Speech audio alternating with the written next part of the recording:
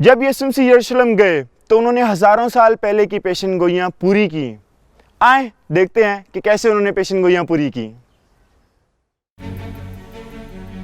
جب وہ یروشلم کے نزدیک پہنچے اور زیتون پہاڑ کے قریب بیت فگے آ گئے تو یسوع نے اپنے 2 شاگردوں کو یہ کہہ کر بھیجا، سامنے کے گاؤں میں جاؤ، وہاں پہنچتے ہی تمہیں بندھی ہوئی ایک گدھی ملے گی اور اس کے ساتھ اس کا بچہ بھی، انہیں کھول کر میرے پاس لے آؤ۔ اگر کوئی کچھ کہے تو کہہ دینا خداوند کو ان کی ضرورت ہے، وہ فوراً بھیج دیں گے۔ یہ اس لیے ہوا کہ نبی کا قول پورا ہو جائے۔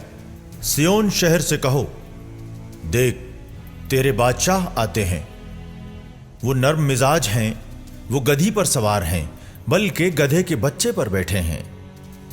تو شاگرد چل پڑے۔ یسوع نے جیسا حکم دیا انہوں نے ویسا ہی کیا۔ گدھی اور اس کے بچے کو لا کر انہوں نے اس پر اپنے جبے ڈال دیے اور یسوع اس پر سوار ہو گئے۔ بھیڑ میں سے بہت سے لوگوں نے اپنے کپڑے راستے میں بچھا دیے، کچھ لوگوں نے درختوں کی شاخیں کاٹ کاٹ کر راستے میں پھیلا دی۔ یسوع کے آگے اور پیچھے چلتے ہوئے لوگ یہ نعرے لگا رہے تھے، ابن داؤد زندہ باد، مبارک ہے وہ جو خدا کے نام سے آتے ہیں، آسمانی بادشاہت میں خدا زندہ باد۔ جب یسوع یروشلم آئے تو سارے شہر میں ہلچل مچ گئی۔ لوگ پوچھتے تھے، یہ ہیں کون؟ اور لوگ جواب دیتے تھے، یہ گلیل کے ناصرت کے نبی یسوع ہیں۔